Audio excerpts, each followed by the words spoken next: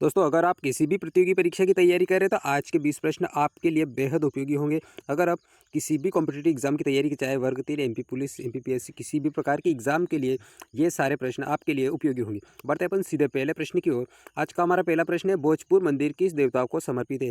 दोस्तों, भोजपुर का मंदिर भगवान शिव को समर्पित है।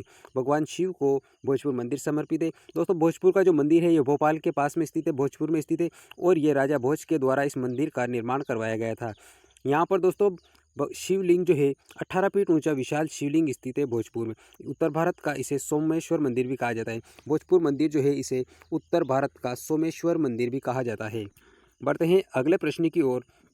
दोस्तों, एक प्रश्न से आपके 3 से 4 प्रश्न बनने की संभावना रहेगी, जो आपको इसमें पूरी जानकारी मिलेगी। बढ़ते हैं दूसरे प्रश्न पर। भील जनजाति मुख्यतः मध्य प्रदेश के किस भाग में पाई जाती है। दोस्तों, मध्य प्रदेश में भील जनजाति के बारे में बात की जाती है। तो जनजाति मालवा और निमाड़ क्षेत्र में सर्वाधिक मात्रा में पाई जाती है और भील जनजाति मध्य प्रदेश की सबसे बड़ी जनजाति है।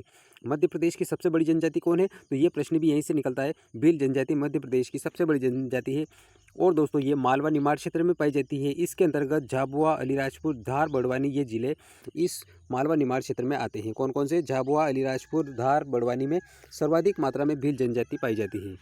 अगला प्रश्न, गिद्ध अभ्यारण्य मध्य प्रदेश के किस जिले में स्थित है। दोस्तों, गिद्ध अभ्यारण्य की बात की जाए, गिद्ध अभ्यारण्य गिद्धों के दोस्तों विलुप्त होने की कगार पे आने के कारण इनके लिए एक विशेष अभ्यारण्य बनाया गया है। तो गिद्ध अभ्यारण्य मध्य प्रदेश के किस जिले में स्थित है, तो दोस्तों ये सागर जिले में स्थित है। कहाँ पर है ये? गिद्ध अभ्यारण्य सागर जिले में स्थित है और यहाँ पर दोस्तों मुख्य रूप से इनको विलुप्त होने के कारण इनकी सुरक्षा के लिए गिद्ध अभ्यारण्य बनाया गया है।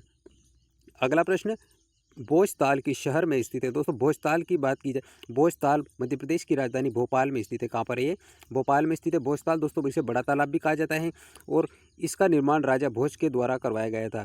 भोजताल का निर्माण किसके द्वारा कराया गया था? राजा भोज के द्वारा कराया गया था। और दोस्तों, भोपाल को तालों का शहर भी कहा जाता है। तालों का शहर किसे कहा जाता है, तो वो भोपाल को कहा जाता है। नेक्स्ट प्रश्न अगला है हमारा, मध्य प्रदेश दिवस कब मनाया जाता है। दोस्तों, क्वेश्चन सरल है। मध्य प्रदेश दिवस दोस्तों 1 नवंबर 1956 को जब राज्य पुनर्गठन आयोग के तहत मध्य प्रदेश राज्य का गठन हुआ था, उस तब से लेकर अभी तक 1 नवंबर को प्रतिवर्ष मध्य प्रदेश दिवस के रूप में मनाया जाता है। तो राज्य पुनर्गठन आयोग के तहत मध्य प्रदेश का गठन कब हुआ था? 1 नवंबर 1956 को मध्य प्रदेश राज्य का गठन हुआ था और हर वर्ष 1 नवंबर को मध्य प्रदेश दिवस मनाया जाता है।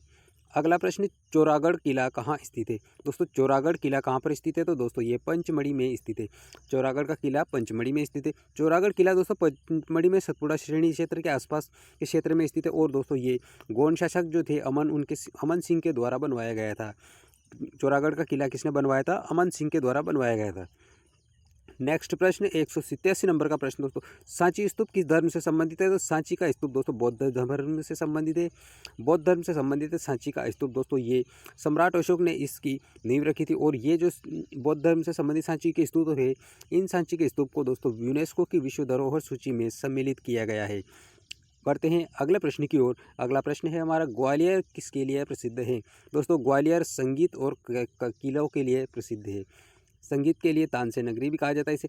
किलो यानी कि यहाँ पर विशाल किला भी है जिसे ग्वालियर का किला कहा जाता है। इसे जिब्राल्टर ऑफ इंडिया भी कहा जाता है। इस ग्वालियर के किले को जिब्राल्टर ऑफ इंडिया भी कहा जाता है।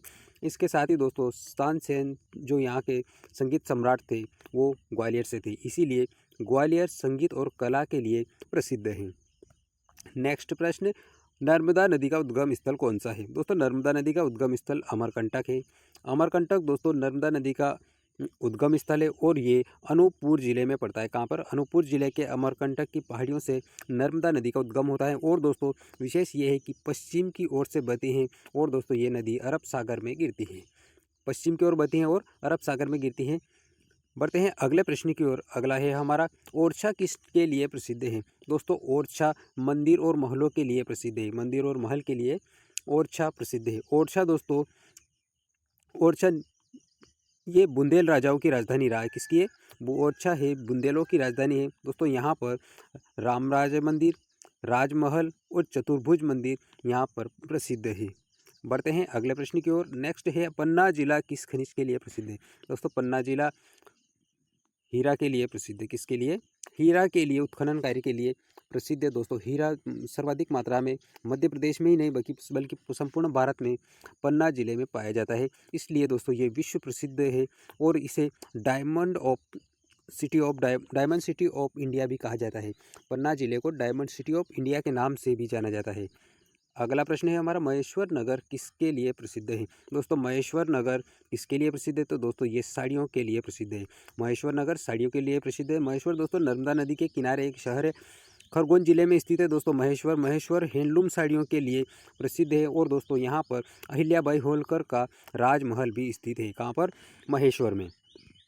अगला प्रश्न, उज्जैन में कौन सा प्रसिद्ध मेले का आयोजन होता है? दोस्तों आपको याद ही होगा, उज्जैन में सिंहस्थ कुंभ का आयोजन होता है, जो कि प्रति 12 वर्ष के अंतराल में इस मेले का आयोजन होता है। दोस्तों ये मेला उज्जैन में 12 वर्ष के अंतराल में आयोजित होता है, जिसे सिंहस्थ या कुंभ के नाम से जाना जाता है और शिप्रा नदी के किनारे, नदी के तट पर इस मेले का आयोजन होता है।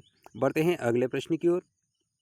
194 नंबर का प्रश्न दोस्तों, कन्या भोज परंपरा किस उत्सव से संबंधित है? कन्या भोज परंपरा किस उत्सव से संबंधित है? तो दोस्तों ये नवरात्रि से संबंधित है। कन्या भोज कब करा जाता है? नवरात्रि के समय में किया जाता है। तो कन्या भोज परंपरा नवरात्रि से संबंधित है दोस्तों। नवरात्रि में कन्या भोज परंपरा प्रचलित रहती है दोस्तों। इस अवसर पर छोटी कन्याओं को देवरूपी मानकर भोजन कराया जाता है। कब कराया जाता है? ये नवरात्रि के समय में कराया जाता है। अगला प्रश्न, गोपांचल पर्वत कहाँ स्थित है? दोस्तों गोपांचल पर्वत ग्वालियर में स्थित है। कहाँ पर है ये? ग्वालियर में गोपांचल पर्वत स्थित। गोपांचल पर्वत दोस्तों ग्वालियर में स्थित है और यहाँ विशाल जैन तीर्थंकर की मूर्तियाँ स्थित है गोपांचल पर्वत में।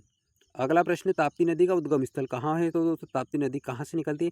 दोस्तों ये भी नर्मदा की तरह सतपुड़ा पर्वत श्रेणी से निकलती है। कहाँ से निकलती है? ये सतपुड़ा पर्वत श्रेणी से निकलती है। ताप्ती नदी दोस्तों सतपुड़ा पर्वत से निकलती है। मध्य प्रदेश के मुल्ताई क्षेत्र, जो कि बैतूल जिले में पड़ता है, मुल्ताई से ताप्ती नदी निकलती है और दोस्तों ये पश्चिम की ओर बहती है। नेक्स्ट प्रश्न, चंबल नदी किस प्रकार की नदी है? तो दोस्तों चंबल नदी प्रायद्वीपीय नदी है। किस प्रकार की नदी है? चंबल नदी प्रायद्वीपीय नदी है। चंबल नदी प्रायद्वीपीय नदी है दोस्तों। इसका उद्गम मध्य प्रदेश के मऊ जिले से होता है। कहाँ से? महू से होता है। मऊ दोस्तों इंदौर के पास में है, यहाँ से इसका उद्गम होता है और ये यमुना नदी में मिल जाती है। बढ़ते हैं दोस्तों आगे। अमरकंटक को किस नाम से जाना जाता है? तो दोस्तों अमरकंटक को तीर्थराज के नाम से जाना जाता है। किस नाम से? अमरकंटक को तीर्थराज के नाम से जाना जाता है। दोस्तों अमरकंटक को तीर्थराज कहा जाता है क्योंकि यहाँ पर 3 नदियाँ निकलती है। अब 3 नदियाँ कौन कौन सी निकलती है अमरकंटक की पहाड़ियों से? नर्मदा, सोन और जोहिला, ये तीनों नदियाँ अमरकंटक से निकलती हैं। अगला प्रश्न, मध्य प्रदेश का पहला स्मार्ट सिटी कौन सा है? दोस्तों मध्य प्रदेश का पहला स्मार्ट सिटी कौन सा है? तो वो भोपाल को घोषित किया गया है। मध्य प्रदेश को पहला स्मार्ट सिटी भोपाल शहर को घोषित किया गया मध्य प्रदेश का। और इसके बाद इंदौर, जबलपुर, ग्वालियर को भी स्मार्ट सिटी इस मिशन में आएंगे। तो अभी वर्तमान में किसे घोषित किया गया है? भोपाल को मध्य प्रदेश का पहला स्मार्ट सिटी घोषित किया गया है। अगला प्रश्न दोस्तों, मध्य प्रदेश की प्रथम महिला मुख्यमंत्री कौन थी? मध्य प्रदेश की प्रथम महिला मुख्यमंत्री उमा भारती जी थी, जो कि भारतीय जनता पार्टी से थी। दोस्तों उमा भारती 2003 से 4 तक एक साल के लिए मध्य प्रदेश की महिला मुख्यमंत्री थी और दोस्तों ये मध्य प्रदेश की पहली महिला मुख्यमंत्री थी। दोस्तों आज के वीडियो की आपको जानकारी अगर पसंद आई तो वीडियो को लाइक कीजिए, चैनल को सब्सक्राइब कर लीजिए। मिलेंगे अगले वीडियो में, तब तक के लिए आपको बहुत बहुत धन्यवाद।